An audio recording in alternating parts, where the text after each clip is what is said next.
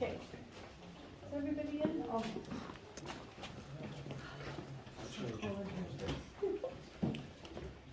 Come on in.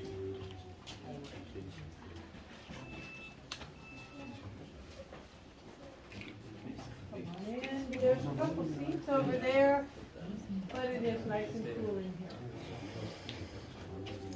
If you look at the windows, you can see how thick these walls are. That is why it is cool in here. It stays a fairly constant temperature. This building, like all of our buildings, like I said, is built according to first century building styles and building materials. This is our replica first century olive press.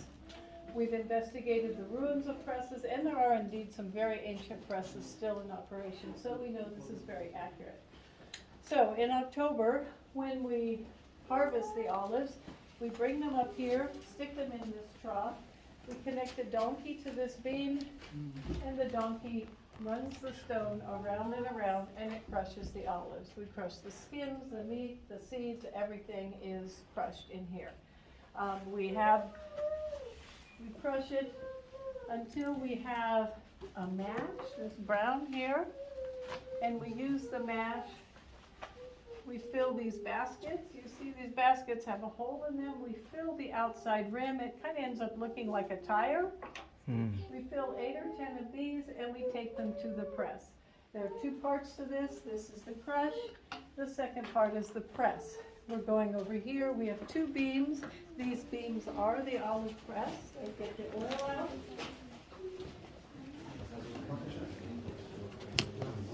Okay, there's plenty of room. Well, not plenty of room, but for a few of you out here. As long as you can see one press or the other, one of these beams. Come on down. Yeah.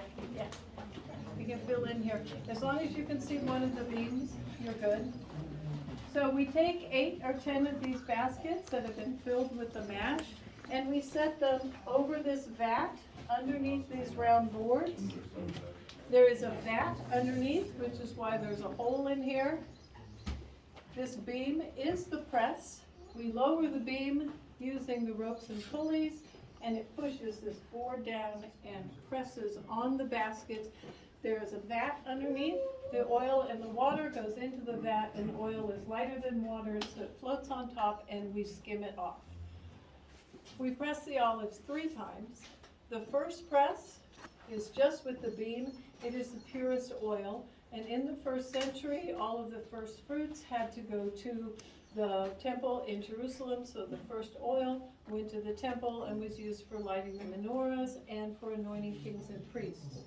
Then for the second press, we add a stone. These stones weigh between 500 and 800 pounds. We add them using these levers. I'm not strong enough to show you, but that's how we do it. And we press a second time. The second press of oil is also good. It's used for eating, for cooking, for cosmetics, and for pharmacy. Then we add all of the stones for the third press. The third press has got the most extreme pressure, all of these stones, and actually some of the olive pulp actually goes down into the oil. So it's no longer good for eating, but it is good for lighting their oil lamps.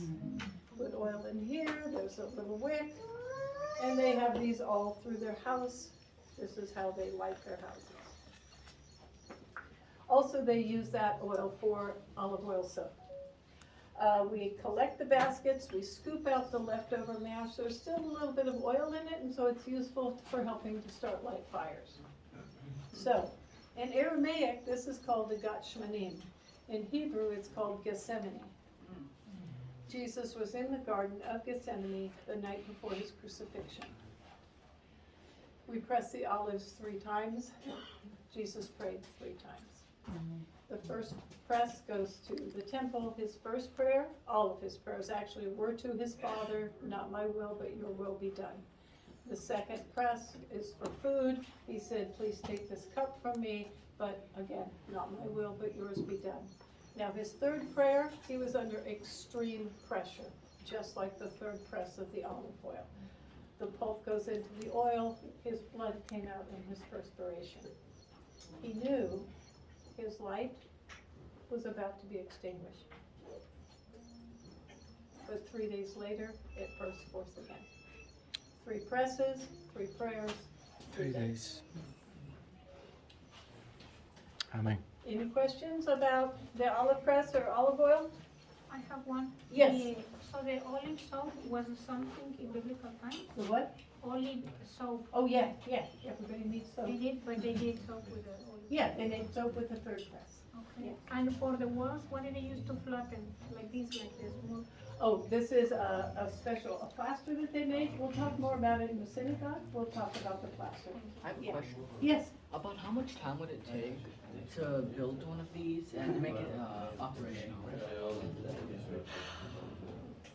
I'll have to ask one of the men that I see how long it took them to build this. The men that you see in costume actually are some of the men who built these buildings. So if I see one, I'll ask him. That's a good question. Because they had to get all of the stones, they had to chisel all the stones out, they had to put them together, they had to make the mud mortar. Probably took a year. I would think a lot of time. Yes? These arches are Roman arches?